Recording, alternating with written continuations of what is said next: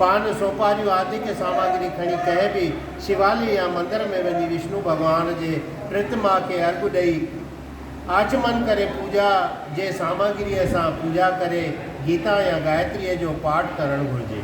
उहो गायत्री मंत्र ही आहे। गायत्री मंत्र ओम भूर्भुव स्वः तत्स्वर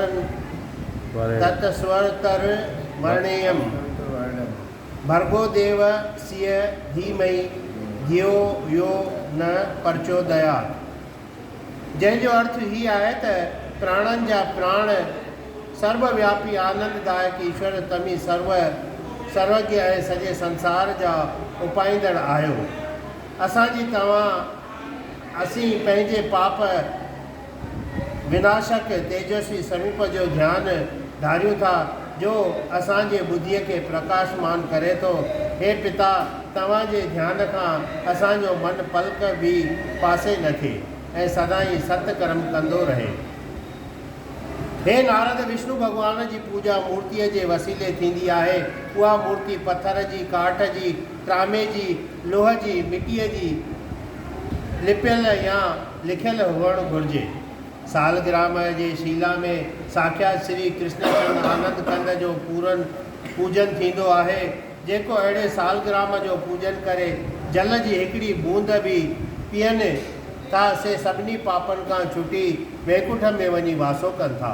सालग्राम जे अॻियां जेको श्राद्ध कनि था, तिन जा पितर हिकदमि स्वर्ग लोक में वञनि था। जेके सालग्राम जे मूर्ति दान कनि था, उन्हनि खे दरख़त, पहाड़, बनीअ समेत सारी पृथ्वी दान करण जो फल मिले थो। सालग्राम शीला जे विकण वारे या दलाली खाइण वारो परलय काल ताईं नरक में निवास करे थो। घर में महादेव जूं ॿ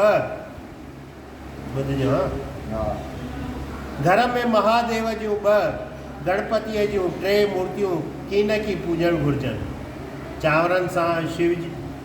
चांवरनि सां विष्णुअ जो, शंख जे जल सां शिव जो, बेलपत्र सां सूरज जो, तुलसीअ सां गणेश जो पूजन कीन की करणु घुरिजे।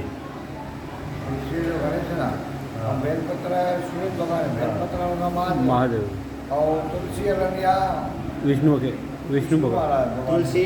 विष्णु भगवान जी चांवरनि सां पूजा न कजे। असां सत्यनारायण जी कथा कयूं था त चांवर था नथा कयूं। ब्राह्मण खे त सम्झ आहे न, ब्राह्मण खे कीअं सम्झ कान्हे?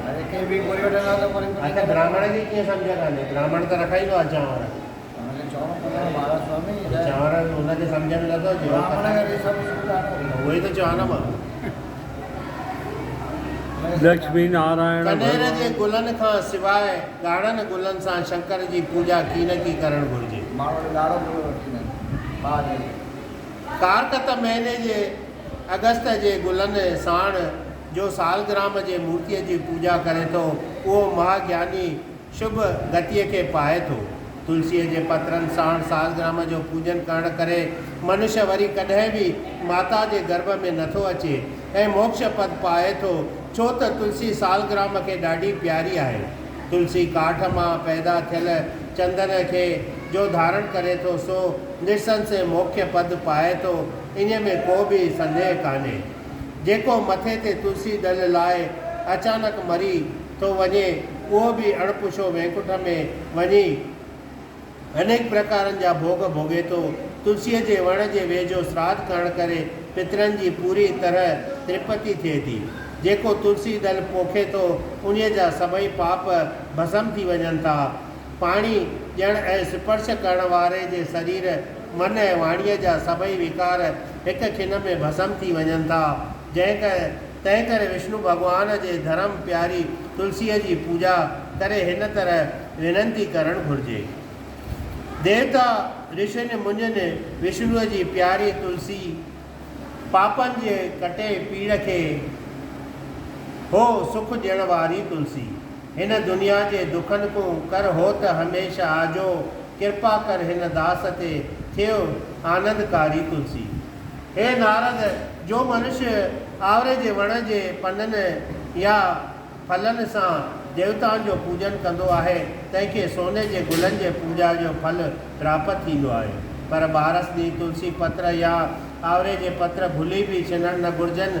जेको छिनंदो आहे सो गर्भ हत्या जहिड़ो महाघोर पाप कंदो आहे। जो मनुष्य आवरे जे वण हेठां पितरनि जो श्राद्ध कंदो आहे उन जा पितर 100 सालनि ताईं त्रिपत थींदा आहिनि। जंहिंजी देह में आवरे जो फल तुलसी गोपी चंदन हमेशह धारण कयल हुजे उहो पुण्य आत्मा साक्षात विष्णुअ जो रूप ॼाणिजे ऐं उहो हमेशह जीवन मुक्त आहे। कारकत महीने में वेद पाठी ब्राह्मण खे भोजन कराए चंदन पुष्प पान बीड़ो ऐं रोक ॾखिणा ॾेई प्रसन्न करणु घुरिजे। कारकत जे महीने में जेको मनुष्य ब्रह्मचार्य सां मौन व्रत धारण करे केसू फूल जे पत्रनि ऐं हविष्यान भोजन कंदो आहे उहो महा तेजस्वी पराक्रमी कीर्तिवान ऐं वॾो सूरवीर थींदो आहे। सॼे ॾींहं में फ़क़ति हिकु दफ़ो भोजन खाइणु घुरिजे।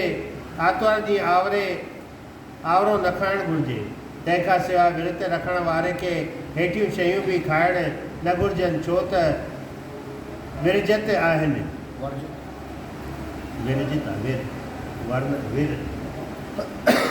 हिकु लीमो 2 तुरंज 3 मसूर जी दाल कारी माए वासी भोजन चणा तिरनि जो तेल मांस मच्छी श्राप बसर थूम खुंबी मूरी वाङण कलर में पैदा थियल लूणु नारी साग स्त्रीअ नाले वारो साग इहे शयूं न खाइणु घुरिजनि।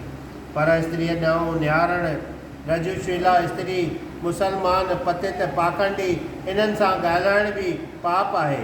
जेतिरे क़दुरु थी सघे शुभ कर्म करणु घुरिजनि।